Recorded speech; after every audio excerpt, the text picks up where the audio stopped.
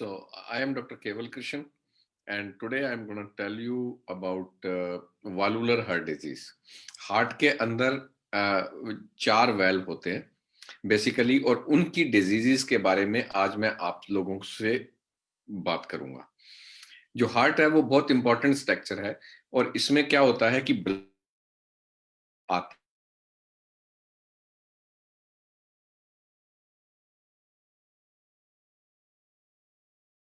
आपके ब्लड को pulmonary circulation में लंग्स के अंदर पुश करता है। तो जो राइट एट्रियम और राइट वेंट्रिकल के बीच में वेल्व होता है उसको हम ट्राइकस्पिड वेल्व बोलते हैं। और तो जो ब्लड राइट वेंट्रिकल से पल्मोनरी सर्कुलेशन में जाता है, जो लंग्स के अंदर जाता है, वहां पे जाके वो उसको ऑक्सीजन मिल जाती है, क्योंकि वो पहले जो होता है पूरी बॉडी में ऑक्सीजन यूज हुई, फिर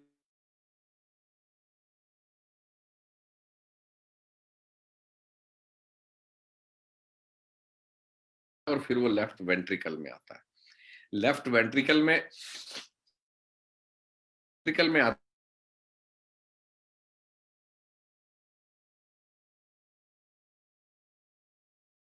वेंट्रिकल से ब्लड पुश होता है पूरी बॉडी के अंदर। जो लेफ्ट वेंट्रिकल होता है वो सबसे स्ट्रॉन्गेस्ट वेंट्रिकल होता है, क्योंकि वो उसको पूरी बॉडी में शिफ्ट करना होता है ब्लड को।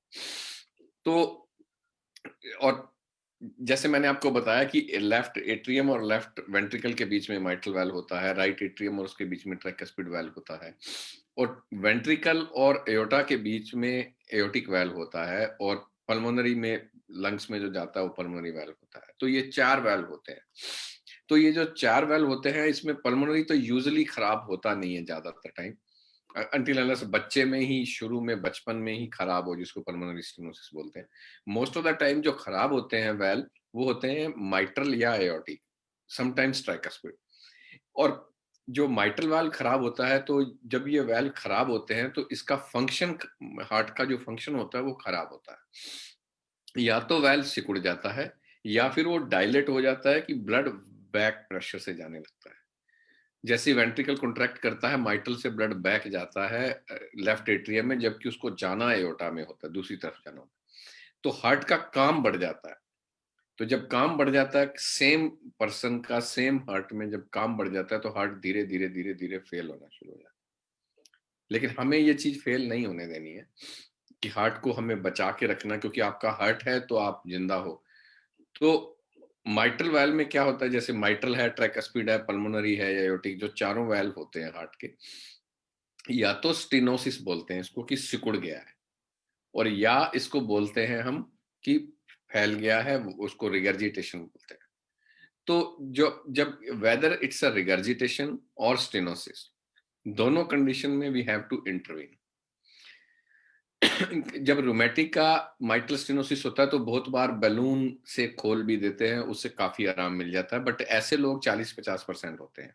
ज्यादातर तो या तो वेल बदलना पड़ता है, क्योंकि वो इतना खराब हो जाता है।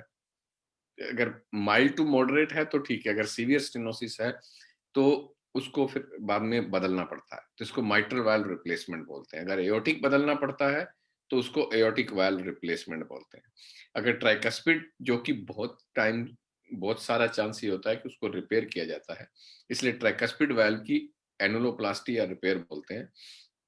रिप्लेसमेंट बहुत रेयर कंडीशन में करना पड़ता है, जबकि वाल्व पूरा बिल्कुल खराब है कि उसको रिपेयर किया ही नहीं जा सकता, ऐसे चांस बड़े कम होते हैं, बट करना पड़ता है कई बार रिपेयर करना।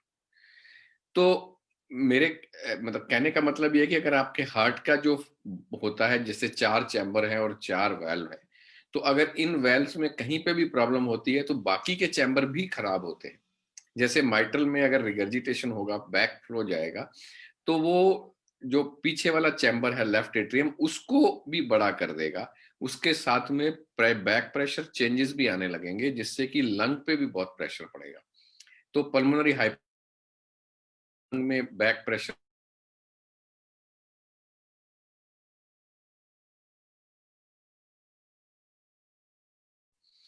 तो तो अगर वेदर इट्स माइटल स्टेनोसिस और regurgitation, you have to replace the valve. Aortic regurgitation stenosis, you have to replace the valve. आजकल टावी भी आ गया है, जो तार से उसको खोल भी देते हैं और उसमें वेल भी डल जाता है, तो इसको एओर्टिक में टावी भी बोलते हैं, उसको टावी भी करते हैं, बट वो बड़े कम केसेस में कर सकते हैं। ज्यादातर कैल्शियम होता है और ब्रेक होने के चांस ज्यादा होते हैं। तो बेसिकली अगर आप जो वेल्व रिप्लेसमेंट होता है जो कि ज्यादातर सर्जन करते हैं, वेल्व रिप्लेसमेंट भी दो तरह का होता है। एक तो होता है मेटल वेल्व से बदलना, जो आपके कार्बन का, जिसको हीरे का वेल्व बोलते हैं, डायमंड से बना हुआ कार्बन का वेल्व होता है, वो 100 साल तक उसकी लाइफ होती है। बट उसकी प्रॉब्लम ये है कि आपको खून पतला करने की दवाई लेनी पड़ती है, और बॉडी में खून 2.5 टाइम्स, जिसको आईएनआर बोलते हैं, पतला होना बहुत जरूरी है, नहीं तो वो क्लॉट बन जाएगा उस पे, क्योंकि वो मैकेनिकल वेल्व है। उस पे उसको आपको पीटीआईएनआर टाइम्स पे टाइम कराना पड़ता है और लाइफ लॉन्ग एसीट्रोम लेनी पड़ती है। बट वेल्व बहुत साल तक काम करता है। एक होता है टिश्यू वेल्व, वो टिश्यू वेल्व होता है या तो पेरिकार्डियल होता है या पोर्साइन वेल्व होता है। तो दोनों कंडीशन में वो वेल्व 13 से 15 साल, कईयों का बहुत लंबा चलता है, but most of the time it's 13 to 15 years. तो बाद में रिप्लेस भी करना पड़ सकता है, लेकिन उसमें दवाई 3 महीने तक की खानी होती है जब तक शुरू की ऑपरेशन के। उसके बाद एसिट्रोम की दवाई जो खून पतला करने वाली है वो खाने की जरूरत होती नहीं है, क्योंकि वो टिश्यू वेल्व है और वो बॉडी के साथ वो मैच कर जाता है बहुत ज्यादा टाइम। और बाकी जो सॉरी बाकी जो आपके पल्मोनरी वेल्व है, ये बहुत बार बच्चों में ही या तो रिपेयर होता है या बदला जाता है, लेकिन ज्यादातर जरूरत पड़ती नहीं है, क्योंकि पल्मोनरी स्टेनोसिस या तो टॉफ या जो बच्चा पैदा होता है तो उसके कंजेनिटल हार्ट डिजीज ही होती है। बहुत रेयरली होता है कि उस किसी का पल्मोनरी वेल्व एंडोकार्डाइटिस से खराब हो, वो कि last valve to get damaged for adult patient. जो ट्राइकस्पिड वेल्व होता है, इसमें लगा सकते हैं। इसमें अगर या तो वो रिपेयर होता है रिंग से, और या फिर उसमें जब वेल लगता है तो टिश्यू वेल भी लगाना पड़ता है, क्योंकि फ्लो इतना कम होता है कि आप आईएनआर को ज्यादा भी रखेंगे तो भी उस वेल के क्रॉस में प्रेशर का फ्लो इतना कम होता है कि वो, अगर आप उसमें मैकेनिकल वेल लगाते हैं तो वो थ्रोम्बस बन जाएगा। तो ज्यादातर उसको टिश्यू वेल से ही रिप्लेस करते हैं। बाकी एओर्टिक माइट्रल उन दोनों में तो ये मैकेनिकल या टिश्यू वेल लगा सकते हैं। मोस्ट ऑफ द पेशेंट जो होते हैं, जैसे 50-60 के ऊपर की उम्र होती है, हम यूजुअली उनको टिश्यू वेल लगाते हैं, क्योंकि 15-20 साल वो वैसे चल जाता है, और एज के साथ में एसिट्रोम जो होती है, थोड़ा सा उसके ब्लीडिंग रिस्क या स्ट्रोक या कुछ ऐसे चांसेस ज्यादा रहते हैं। तो उनमें यूजुअली हम टिश्यू वेल प्रेफर करते हैं। अगर यंग पेशेंट है जिसको बहुत साल और जी मतलब काफी सालों तक जीना है, तो उनको हम मैकेनिकल वेल लगाते हैं। और अगर कई बार क्या होता है कि जो एओर्टिक वाल्व है वो सिर्फ अकेला खराब नहीं होता है, जैसे एओर्टिक रिगर्जिटेशन, वो एओर्टिक वाल्व की जो एओर्टिक की वॉल होती है वो भी डिसेक्ट कर जाती है, उसको एओर्टिक डिसेक्शन बोलते हैं। एओर्टिक मतलब टीयर हो जाती है वॉल, और पूरा ब्लड जो होता है, जो एओर्टा की मेन ल्यूमेन से जाने की बजाय थोड़ा बहुत उसकी वॉल के अंदर भी जाता है। अगर वो नाड़ी फट जाती है तो बॉडी मतलब आदमी उसी वक्त मर जाता है। तो इस चीज को रोकने के लिए, अगर वो एओर्टा में फट गया तो हम उसी दिन ही उसका ऑपरेशन करना होता है, ये एक इमरजेंसी होती है। कहते हैं कि वो पूरा एओर्टा और उसके साथ मैकेनिकल या टिश्यू वेल के साथ उसको बदलते हैं, इसको बेंटाल ऑपरेशन बोलते हैं। तो मैं ये सब आपको वेल के बारे में बता रहा हूँ कि mechanical well, tissue well, 4 well होते हैं। ज्यादातर एओर्टिक और माइट्रल खराब होते हैं। ट्राइकस्पिड वाल्व कम होता है, या तो उसकी रिपेयर हो जाती है, नहीं तो टिश्यू वाल्व से बदलना पड़ता है। अब इनके कॉजेज क्या है? बहुत बार तो रोमेटिक ही होता है, क्योंकि इंडिया में जो ये गला बार बार खराब होता है उसके कारण जो एंटीबॉडीज बनती हैं, वो टिश्यू वाल्व के जो बॉडी का नॉर्मल टिश्यू होता है उनको जाके ईटन अप कर देता है, खा जाता है। उससे वो फिर इन्फ्लेमेशन होती है, फिर सोजन के बाद या तो सिकुड़ जाता है या फिर वो खुल जाता है, जिससे कि उसका फंक्शन खराब होता है। और जो कई कई और स्टोरेज डिजीजेस के कारण भी होता है, कई बार इन्फेक्शन के कारण एंडोकार्डाइटिस से वेल खराब हो जाते हैं। और there are lot of reasons to get this valve to get damage. Old age के साथ भी होता है, उम्र के साथ भी एओर्टिक वाल्व स्टेनोसिस बड़ा कॉमन है, या कंजेनिटल कोई डिफॉर्मिटी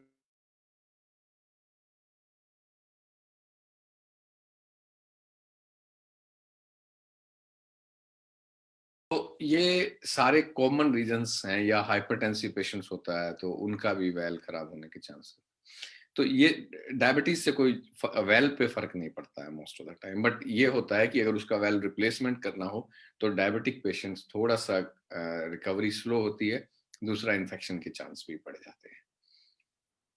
तो और जो इस होता क्या है कि अगर चाहे वो स्टेनोसिस हो चाहे वो रिगर्जिटेशन हो, हार्ट के जब चैम्बर खराब होने लगते हैं, जैसे बार बार लेफ्ट वेंट्रिकल को बार बार ब्लड जो कि सीधा एओर्टा में देने की बजाय अगर लेफ्ट एट्रियम में बार बार जा रहा है, तो उससे क्या बार बार लेफ्ट वेंट्रिकल को सेम ब्लड पंप करना पड़ रहा है, तो लेफ्ट वेंट्रिकल खराब हो जाता है। या ट्राइकस्पिड रिगर्जिटेशन होता है तो राइट वेंट्रिकल खराब हो जाता है।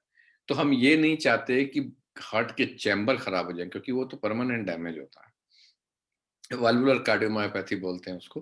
वो परमानेंट डैमेज होता है, तो वो फिर उसका या तो फिर एलवेड या आरवेड लगता है या फिर हार्ट रिप्लेस करना पड़ता है। क्योंकि अगर आपके पेशेंट को बताया जाए कि सांस भरता है, पैरों में सूजन आती है, फेस पे सूजन आती है, आप जब इको कराने जाते हैं तो जो सोनोग्राफी हार्ट की होती है, अगर आप इको कराते हैं तो उसमें अगर आपको बताया जाता है कि वैल्व का स्टेनोसिस, आपका वैल्व सिकुड़ा हुआ है या आपका वैल्व रिगर्जिटेंट है, उसमें फ्री फ्लो हो रहा है, तो उस कंडीशन में आप सर्जन से कॉन्टैक्ट, कार्डियक सर्जन से कॉन्टैक्ट कीजिए और वो आपको बताएंगे कि इनका वाल्व रिप्लेसमेंट करना पड़ेगा या रिपेयर करना पड़ेगा।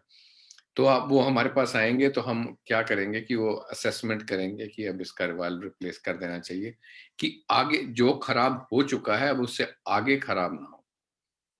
क्योंकि अगर आप हार्ट को बहुत खराब कंडीशन में लेके आएंगे तो वेल तो रिप्लेस हो जाएगा, लेकिन आपकी जो क्वालिटी ऑफ लाइफ है वो बहुत ज्यादा चेंज नहीं आएगी। क्योंकि अगर आप 15-20% ईएफ लेके आते हैं विद वेल खराब है आपके, तो उससे क्या होता है कि अब वेल बदल आ जाएगा, लेकिन एक तो रिस्क बढ़ जाएगा सर्जरी का, दूसरा रिस्क के अलावा वो आपकी क्वालिटी ऑफ लाइफ, लाइक 5 साल 10 साल, जबकि नॉर्मली अगर वेंट्रिकल ठीक होंगे और उसमें वैल खराब है और हम वैल बदलते हैं तो आदमी नॉर्मल लाइफ जी सकता है।